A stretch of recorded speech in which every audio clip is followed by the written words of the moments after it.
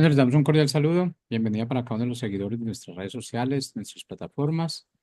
Saludo especial también para aquellas personas que nos escuchan y nos siguen a través de este medio. Busco en ti Radio Online, porque recuerda que donde estás no es el final. Continuando con nuestra programación, contamos con la presencia de Juan Carlos Polanco en nuestro segmento Gobierno Civil Bíblico. Así que, Juan Carlos, bienvenido, ¿cómo estás? Hola, hola, señor Jorge, bendiciones. Espero que estén bien, gracias a Dios.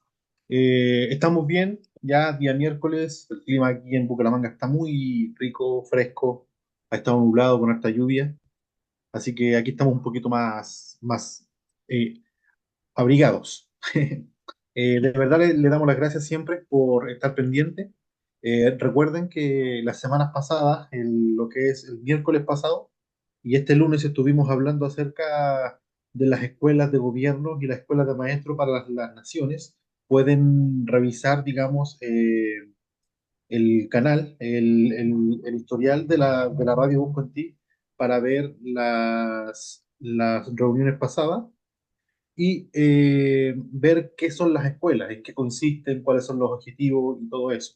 Entonces, si están interesados, pueden ver con todo gusto y si tienen alguna duda, pueden escribirnos a nosotros, a la radio, o los que me conocen en persona pueden comunicarse conmigo a través de mis redes sociales. Yo siempre estoy pendiente, digamos, entonces con gusto podemos ayudar y aclarar cualquier duda.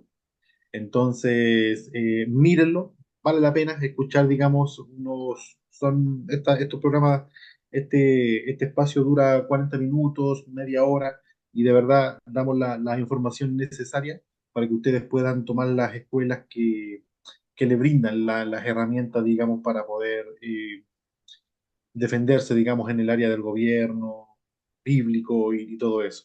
La filosofía, la educación, el rol que tiene cada uno de los oficiales, digamos, de las instituciones sagradas. Entonces, les esperamos. Bueno, eh, iniciando con este capítulo, el título es Los límites de las ramas gubernamentales, específicamente porque nos vamos a enfocar en algo, un acontecimiento, algo que está pasando en Colombia estos días, y es que nuestro señor presidente, nuestro distinguido e ilustre señor presidente, acaba de convocar a una consulta popular, ¿cierto? Y ya vamos a profundizar un poco más qué es una consulta popular, en qué consiste, cuáles son las consecuencias, cuáles son sus ramas, sus poderes, todo eso. Entonces, él, entrando un poco en contexto, ya vamos a hablar un poquito más, entrando un poco en contexto, él inició la consulta popular, eh, y ya falta, digamos, que la rama legislativa y todo eso vean qué es lo que van a hacer ahora, ¿cierto? Pero antes de ya iniciar, le damos la bienvenida a nuestra querida co-directora, a la señora Alba Patricia desde Cali. Señora Alba Patricia, ¿cómo está?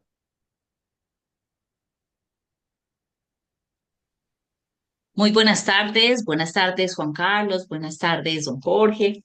Muy bien, muchas gracias desde la ciudad de Cali, dándole gracias a Dios por todas sus vidas, por las personas que se conectan a esta hora y que están permanentemente escuchando Busco en Ti Radio Online y a todos aquellos que en algún momento nos verán de manera grabada por YouTube y por otras plataformas. Saludándoles con el deseo de tener una conversación amena hoy que nos aclare un poquito el panorama acerca de lo que está aconteciendo en nuestro día a día nacional.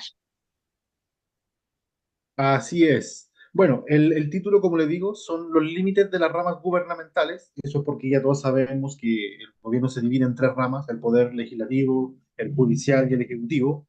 El presidente de una nación no solamente es el jefe del poder legislativo, sino es el jefe de Estado. Y podríamos decirlo que él tiene cierta autoridad, cosas para hacer, y cosas para poder llevar a cabo este tipo de movimientos, de planes, cosas así. Pero hay cosas que son de manera subconsciente, algo que está pasando del lado, que es lo que está mostrando el líder, el político en estos momentos, que lo llevan a hacer esas cosas, ¿cierto? También hay un costo financiero, hay un costo de infraestructura, hay un costo de movilidad, de organización, un montón de cosas que vamos a ir viendo ahora, cuáles son los pros y los contras, digamos. Pero bueno, esta estrategia que tiró el presidente Petro fue porque le bajaron, digamos, la reforma laboral, ¿sí? Y está peligrando también la reforma de salud. Entonces, sí, se aprobó en una Cámara, falta que se apruebe en la otra y muy probablemente, así como están organizados, también la bajen. Entonces, en un acto estratégico tipo militar, el hombre convocó a una consulta popular para ver qué es lo que para ver qué es lo que piensa la gente acerca de este tipo de reformas, si la aprueba, si la rechaza, todo eso. Entonces vamos a ir viendo con nuestra querida doctora Alba Patricia qué es una consulta popular, qué se puede hacer. Una pregunta también muy importante que me hago yo y se hacen todos. ¿Esta consulta le da autoridad al presidente para hacer y deshacer? O sea, si el Congreso vota no y él hace una consulta popular y la consulta sale que sí, él tiene la facultad de ignorar el Congreso y hacer lo que él quiera, o digamos, o debe cumplir cierto tipo de puntos para poder llevar a cabo lo que está haciendo. La escuchamos, doctora.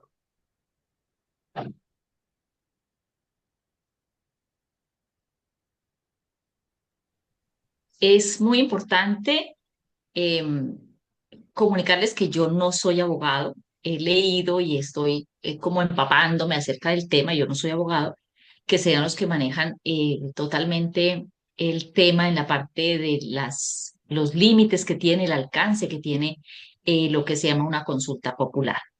¿Qué es lo que nuestros abogados nos pueden ilustrar? Lo que la ley dice, la consulta popular es un mecanismo de participación ciudadana que está establecido en la Constitución, o sea, es totalmente legal hacerlo. Otros presidentes ya lo han usado anteriormente. Este mecanismo sirve para ejercer el derecho constitucional para votar en torno a temas que son de trascendencia nacional, así de manera que la voluntad del pueblo eh, sea vinculante con lo que dicte la ley, o sea, puede incidir en el debate y en las decisiones que adopten los órganos representativos del Estado. En este caso, el Congreso ha tumbado, ha rechazado, no aprobaron la reforma laboral propuesta por el doctor Petro y con el fin de saltarse, o sea, desconocer la autoridad que el Congreso tiene. Nuestro Congreso de la República está dividido en dos cámaras, que son el Senado y la Cámara de Representantes, y son personas elegidas popularmente, están allí de todos los sectores de la sociedad. Allí hay personas de derecha, de izquierda, de centro, de las minorías, de los indígenas, de los morenos, bueno, de todas partes, ¿no? Son nuestros representantes, por eso se llaman así. El Congreso de la República es la representación del pueblo. Han sido muy votados este Congreso, debemos recordar que tenían una votación bastante alta, como están conformados, y ellos representan el aparato legislativo. O sea, son los que aprueban las leyes, gústenos o no, unas buenas, otras malas, justas o injustas, es el Congreso quien aprueba las leyes. Cuando no aprueban es porque algo hay que hacer diferente y se supone o se espera, esperamos los colombianos, que el Congreso lo que apruebe sea lo que le favorece al pueblo colombiano. Muchas veces esto no ha sido así. Muchas leyes han pasado por allí simplemente para darle apoyo, respaldo o para pagar ciertas prebendas a grupos minoritarios o grupos políticos o simplemente por conveniencia de los mismos parlamentarios. Pero en este caso parece que eso no ha sido así. Simplemente hay personas que con muchas razones han analizado punto a punto el contenido de la ley, de la propuesta de reforma laboral y han considerado que por el bienestar del pueblo no debe pasar y en la votación final, pues esta reforma se cayó. Así que nuestro presidente quiere hacer una consulta popular, convocar al pueblo para que por este recurso, usando este recurso de la consulta, su propuesta pase. ¿Cuál es los pormenores. Por ejemplo, escuchaba ahora una entrevista que hicieron con el ministro del Trabajo y él decía, le preguntaban que qué puntos. La consulta popular es un formulario, un cuestionario con unas preguntas, no sé, 10, 7, 10, 12 preguntas, no sé realmente cuántas preguntas sea el límite que haya allí, pero la idea es que al contestar esas preguntas como sí o no, el pueblo decide qué se aprueba y qué no se aprueba. Y después de eso, pues igual ese referendo va a las altas cámaras legislativas para que se conviertan en leyes. Ahora, por ejemplo, decía el ministro del Trabajo hoy entrevistado que una de las preguntas podría ser, ¿está usted de acuerdo con que el horario laboral de los colombianos sea entre las 6 de la mañana, el horario laboral diurno, y las 7 de la noche? ¿Sí o no? Obviamente la mayoría de las personas van a responder pues que sí, porque recordemos que en la presidencia del doctor Uribe, este horario diurno donde no hay recargo por el trabajo en esas horas se extendió hasta las 10 de la noche.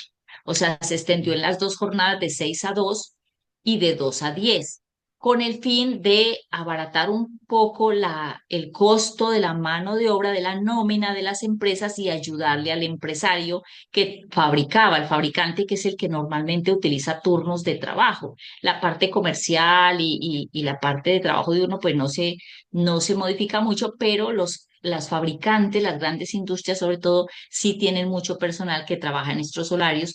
Entonces ellos pasaron de cobrar horas extras por el trabajo entre las 7 y las 10 de la noche a cobrar horas extras únicamente a partir de las 10 de la noche, o sea, recargo nocturno.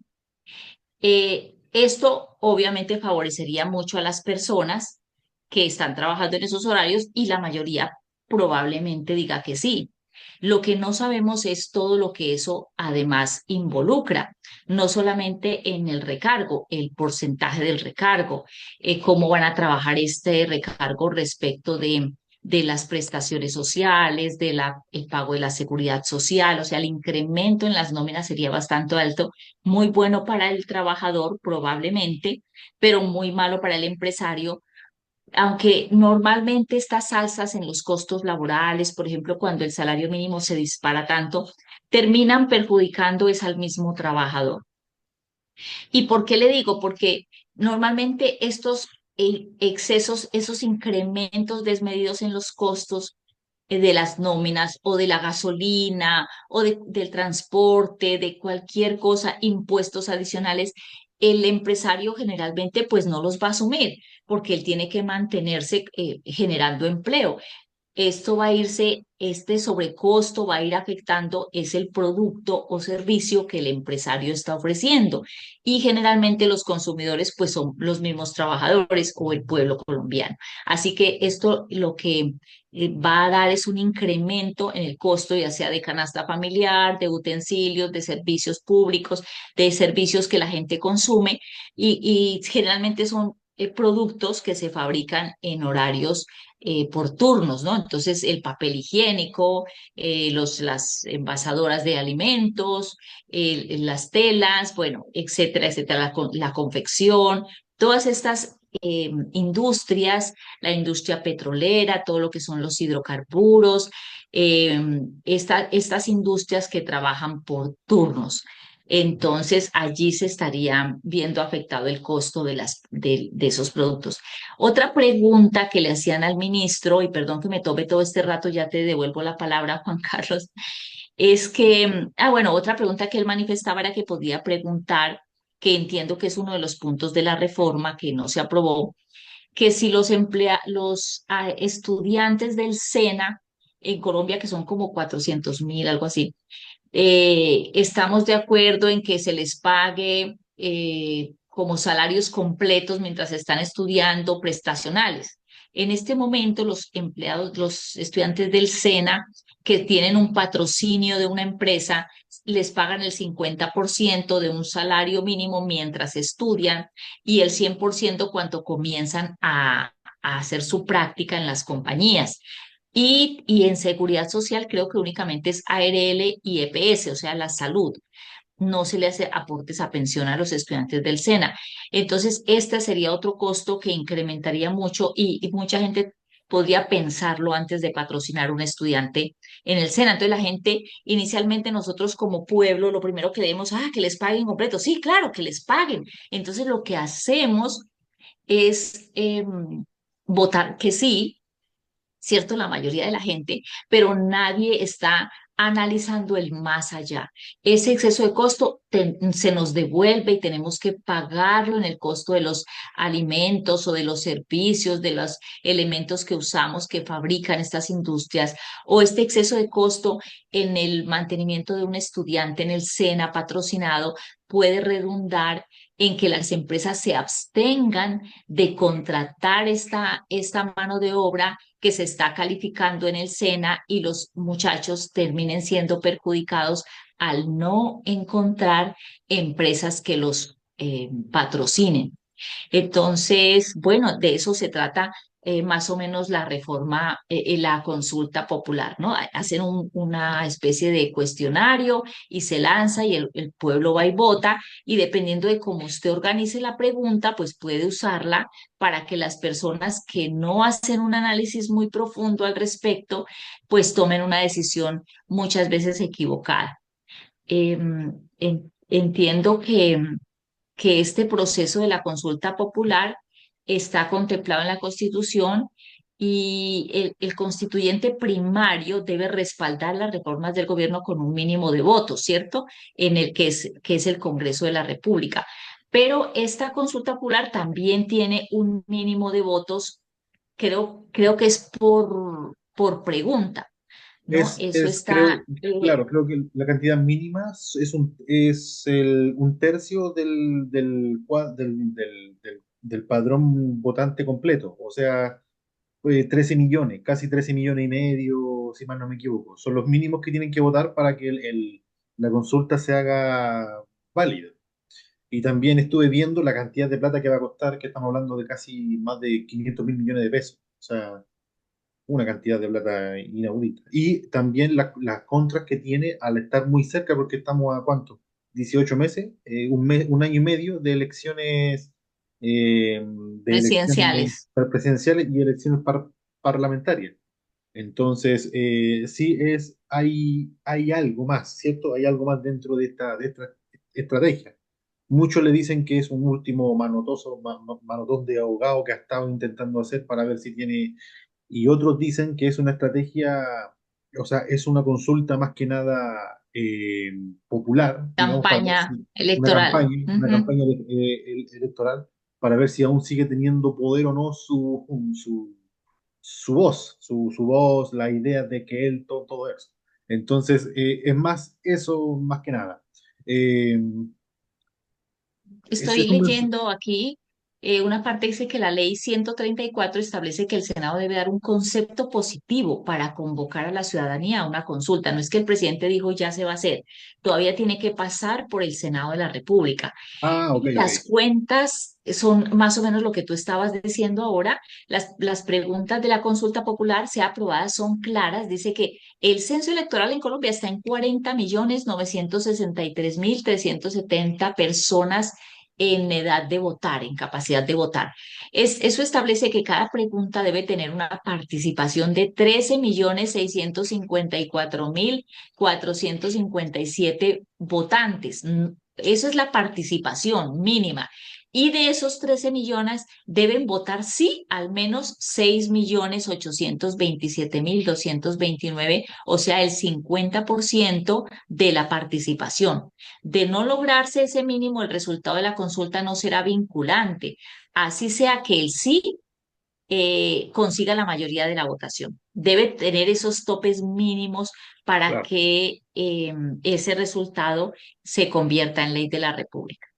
Sí, también hay otros como que no se puede hacer en un día electoral también que entorpezca otra elección, otro movimiento, digamos, de carácter electoral. Pero señora Alba, lo que hay detrás de esto, hay un mensaje claro del presidente de Petro, eh, Como título le puse yo los límites de las ramas del poder.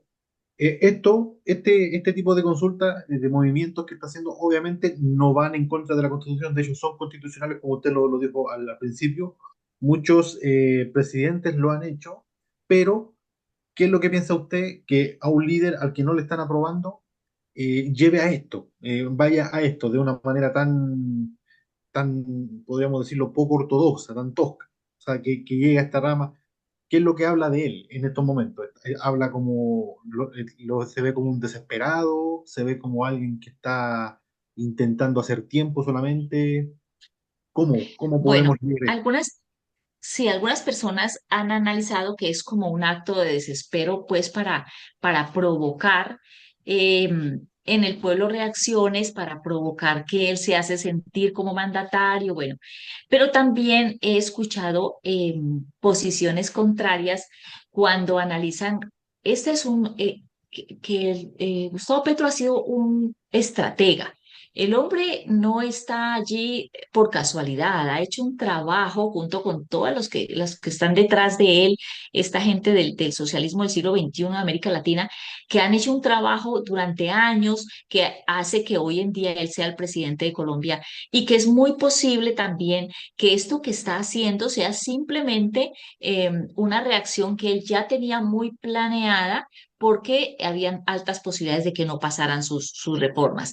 Entonces, y que sea planeada para despertar, como él mismo lo dijo, a la violencia en las calles, para provocar tal vez otros mecanismos que la Constitución le provee, le ampara, como los estados de excepción, para provocar descontento en la ciudadanía y mostrarse como víctima. Es posible que todo esto sea simplemente parte de un plan para permanecer en el poder, para no convocar elecciones presidenciales o para prepararse para una convocatoria de elecciones presidenciales, estando él o su candidato, el que escoja en este tiempo, pues a la cabeza en estas elecciones, o sea, usarlo como un trampolín. Yo creo que de una persona como el presidente que tenemos hoy en día los colombianos, nosotros podemos esperar cualquier cosa. Mire, cualquier persona que no tenga el mínimo de temor a Dios en su corazón, cualquier persona apartada totalmente de las escrituras, que camina contrario a lo que Dios ha establecido en su palabra, es una persona que está corrompida y la corrupción es susceptible a todos los seres humanos, somos así, ¿cierto? Pero cuando tenemos el temor a Dios, por lo menos hay algo que nuestra conciencia nos avisa y nos incapacita para hacer la maldad extrema. Pero hay personas como nuestro presidente que están totalmente apartados de Dios, de su voluntad, de su palabra y que podemos esperar que use cualquiera de estas herramientas que la misma Constitución le da, que su posición en este momento como cabeza de gobierno ejecutivo en nuestro país le otorga para usarlas en su propio favor, en favor de sus propósitos, de su campaña, sin importar si le hace bien o le hace mal al pueblo. Nosotros hemos visto eso a través de la historia bíblica y a través de la historia posbíblica en muchas naciones del mundo. Personas absolutamente sin escrúpulos que usan todo lo que tengan a su mano para quedarse en el poder, para dañar a su propio pueblo, para muchos de ellos sacrificar su propia familia en muchas ocasiones porque no les importa nada, porque ellos están por encima de cualquier valor moral, cualquier valor cristiano, judeocristiano que haya sido establecido en la sociedad. Entonces, eso nos puede dar mucho, mucho temor de lo que puede estar pasando en los próximos días en nuestro país. Así es, siempre digamos, un temor, porque sea como sea, estas personas no dejan de tener un voto, una fuente electoral poderosa. En el caso de Chile, Boric no baja del 30%, 25, 30%, porque ahí están, ya es su fan club, el fan club fanático que tienen ahí. Y Petro goza de lo mismo, tiene unas personas que son fanáticos. Yo siempre he dicho, Petro puede salir en vivo y en directo y, digamos, y acuchillar a un oso panda y no va a dejar, y ese 20% no va a bajar, porque haga lo que haga, van a estar ahí, es algo fanático que hay. Entonces, siempre tiene una base popular, por eso que él lo hace con tanta seguridad, porque sabe que tiene su poder en el bolsillo, podríamos decirlo, a ciertos grupos de izquierda más extrema, a los jóvenes universitarios que están ahí todavía engañados por estas filosofías revolucionarias, progresistas. Eh, Tiene mucho, y sumándole eso, la ambigüedad de las preguntas que se van a hacer, porque usted decía, señor Alba, de que, claro, te hacen una pregunta específica, usted está de acuerdo con esto, sí o no, pero no te muestran lo que hay detrás, ¿cierto? Entonces, claro, estábamos leyendo que las preguntas deben ser claras y pueden darte una pregunta clara, pero aún así no deja de ser ambiguo dentro del marco político legal, ¿cierto? Siempre hay cosas que van de más y van escondidas, y si tú apruebas algo que a lo mejor en una pregunta puede sonar bonito, ¿cierto? A mí me pueden preguntar, ¿deseas acabar con el hambre en la humanidad? Y yo puedo decir, uy, sí, espectacular, sería chévere, ¿cierto? Pero el plan que hay es matar a todos los pobres. Y ahí no va a haber hambre, ¿cierto? Entonces, claro, tengo que ver qué es lo que estoy votando, cuáles son las formas que yo estoy haciendo. Entonces, invitar, digamos, al ciudadano común y corriente. Estos son tiempos difíciles, son tiempos duros en el que uno tiene que aprender a defender sus principios, a defenderse, y para eso tiene que saber, no tiene que ser ignorante del tema civil. Es nuestra responsabilidad educarnos del tema. Entonces, averigüen bien en qué consisten las leyes que él quiere aprobar. Por favor, no se queden solamente con las preguntas que le van a tirar en el caso que se apruebe la consulta popular, digamos, que todavía falta el consenso de la Cámara. Pero en caso que se llegase a- a aprobar y todo eso, no se queden solamente con las preguntas, porque las preguntas que les van a poner van a apelar a la conciencia. Todos queremos un país mejor, exactamente, sí, pero hay que ver cuál es el método, y muchas veces el método es fantasía, no se puede lograr en la práctica, digamos. Y si nuestro gobierno es un gobierno de izquierda, de carácter comunista, peor todavía, tenemos que dudar, tenemos que investigar, tenemos que hacer todo. ¿Por qué? Porque el comunista carece de ese sentido común, de realidad, digamos, el mismo hecho de que él haya convocado a una consulta popular enfrentando al poder legislativo más votado de la historia de Colombia, ya es un síntoma de que el hombre carece de un desapego a la realidad. Y él quiere, digamos, instaurar su filosofía, cueste lo que cueste, pase lo que pase, y de esta manera, lo que dice también la señora Alba, eh, causar división en las calles. Claro, un vecino va a votar que sí, otros van a votar que no, hay que se peleen entre ellos, incitar al odio, levantar a la revuelta social nuevamente. ¿Y qué pasa si democráticamente, en el caso, se llegara a rechazar? ¿Qué va a pasar con esa minoría que votó sí? Con esa minoría que votó apruebo, que quieren cambiar, quieren reforma, ¿qué van a hacer ellos? Claro, van a manifestar su enojo, y ahí él va a tener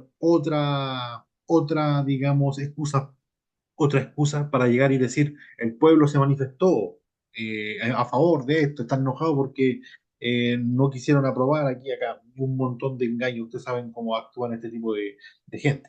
Entonces, por favor, edúquense. Nosotros no estamos acá para decir, vote por tal cosa, vote por esto. No, vote a conciencia. Los que son cristianos, voten temiendo a Dios antes que todo.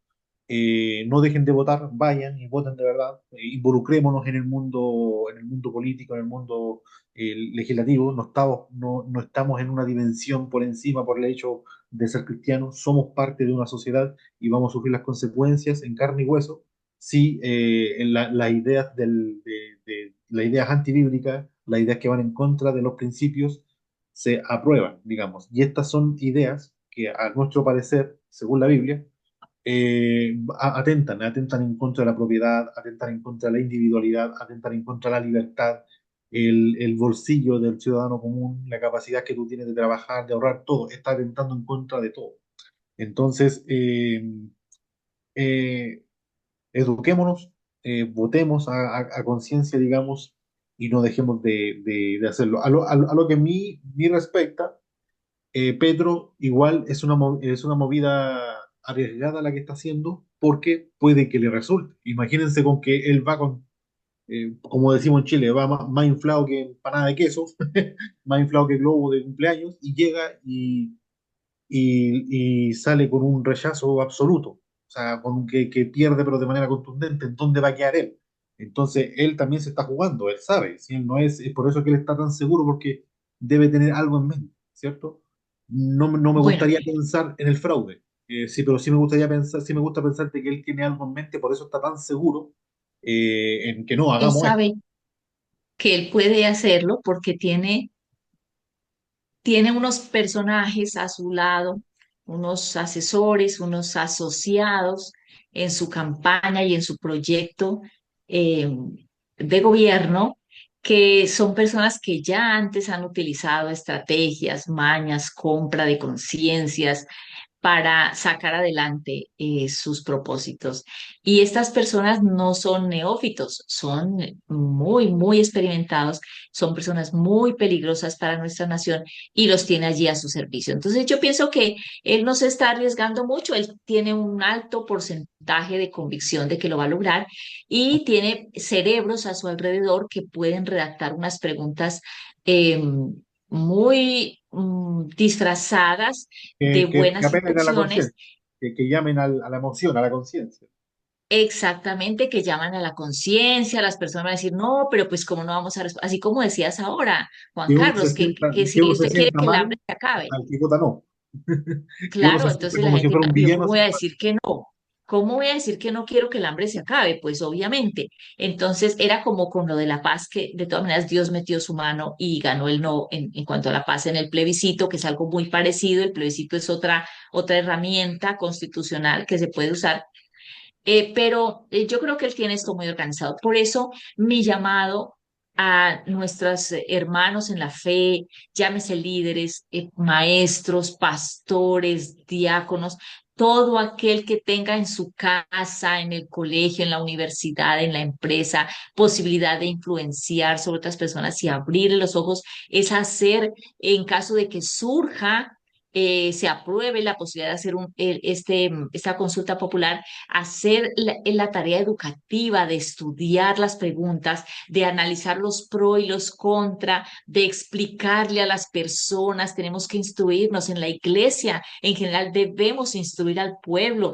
El pueblo se pierde porque le falta conocimiento y somos responsables desde el púlpito inclusive de ilustrar a las personas, de enseñarles lo que es correcto y lo que no, qué es lo que nos conviene y qué no conviene, sin tener que decirle vote a favor o vote en contra, pero mostrarle cuáles serían. No, mire, estas son las preguntas. No, eso es fácil de bajarlo, en la web van a estar y el gobierno se va a encargar por la televisión, por las redes sociales y por todos los medios que tiene, usando artistas, usando personalidades reconocidas, como ya lo han hecho antes, para divulgar su propósito y para meterlo en la mente de las personas y lograr su cometido. Pero nosotros, aquellos que tenemos esta posibilidad de pensar diferente, de ser la minoría, de defender los valores y los principios del pueblo, la libertad de trabajo, de defender la república en Colombia, nosotros tenemos también esa responsabilidad con aquellos oyentes que tenemos a nuestro alrededor. Si usted no tiene más a quién enseñarle, con quién orar, tenemos que orar al Padre, Señor, danos revelación de tu propósito, del propósito de estas cosas. Si es contrario a ti, ayúdanos a entender. Dios dice en su palabra que el que pide sabiduría a él no lo echa fuera, él no lo rechaza, sino que le da sabiduría abundante. Entonces, en todos los aspectos de la vida, no solamente cuando tenemos que educar un hijo o comprar una casa, no, en estas cuestiones gubernamentales que tarde que temprano nos van a afectar a todos y a nuestras familias, también es menester que oremos al Señor, que clamemos a Dios para que intervenga, para que meta su mano en nuestra nación. Él dice que el pueblo que se humilla alcanza misericordia y que si nos humillamos y confesamos nuestros pecados y nuestra debilidad y clamamos a Él y le reconocemos, Él sana nuestra tierra. Y ese pasaje bíblico era tanto para Josué como lo es para nosotros hoy en día. Podemos hacer eso. Dios está vivo, es el mismo de ayer, de hoy y de por los siglos, y el gobierno civil es una esfera que también le interesa a Dios. Él lo estableció y Él puede bendecir una nación o castigarla, corregirla, hacerle disciplina como lo hizo otrora en la época de los jueces o de los reyes, también lo puede hacer ahora con nosotros, con nuestra nación. Así que clamemos al Señor por sabiduría, analicemos estas propuestas si se llegan a presentar, oremos fervientemente a Dios para no ser irresponsables, para no ser ignorantes de estas cosas y enseñemos a los que tenemos alrededor. Si solamente tengo a mi esposa, a mi esposo, a mis hijos alrededor, pues a esos es mi responsabilidad enseñarles, abrir los ojos y mostrarles a la luz de la palabra qué es lo que Dios dice y qué es lo que pretenden con estas preguntas que seguramente van a ser muy, muy bien preparadas porque ellos son expertos en hacer este tipo de cosas. Esa es mi invitación para todos nuestros oyentes. Sí, obviamente van a ser preguntas que a uno le haga sentir, se sienta un villano si dice que no. ¿Cómo voy a votar en contra de esto? ¿Cierto? Entonces debemos ser sabios. El comunismo siempre juega con emociones, mienten cuando es necesario, ¿cierto? Cuando están en el poder, hay un dicho que dice, bueno, cuando no están en el poder destruyen, cuando están en el poder encubren o cosas así, no me acuerdo cuál es el dicho, pero siempre la mentira es una de las herramientas que tienen ellos. Y no lo digo yo, lo dicen los marxistas de antaño, lo dice Lenin, lo dice Marx, lo dice Gramsci, todo este tipo de personas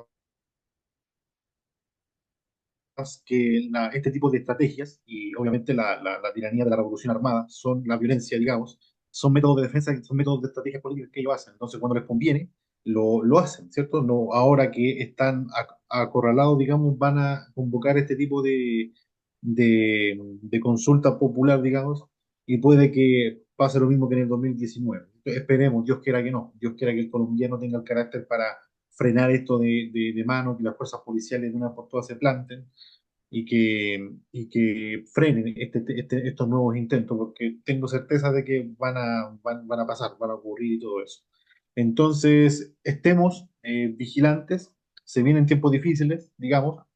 eh, Él sabe lo que hace, él es una persona, como le digo, es una persona, no es un neófito, no es alguien ignorante, es una persona inteligente, como dijo la señora Alba, él no está ahí por casualidad, no está ahí porque llegó ahí sin querer o lo colocaron ahí, no, él ha estado planificando esto desde décadas atrás, décadas. O si no, veamos cuáles son las herramientas jurídicas que está usando. Él está usando herramientas jurídicas que él y su partido implantaron años atrás y estaban ahí camufladas, escondiditas, y ahora, digamos, se están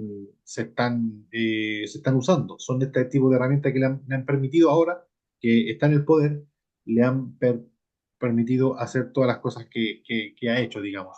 Entonces, oremos por estos senadores que aún están pendientes, digamos, de verdad defender estos principios cristianos, principios bíblicos. Oremos por ellos, que no se dejen corromper, que no se dejen subyugar, que se mantengan firmes, que no le tengan miedo a nada, ninguna amenaza, ningún tipo de soborno, ni nada de eso, para que de nuevo se caiga. Porque, acláreme, señor Alba, se cayó la reforma de trabajo y falta la de salud, ¿cierto? Sí, señor.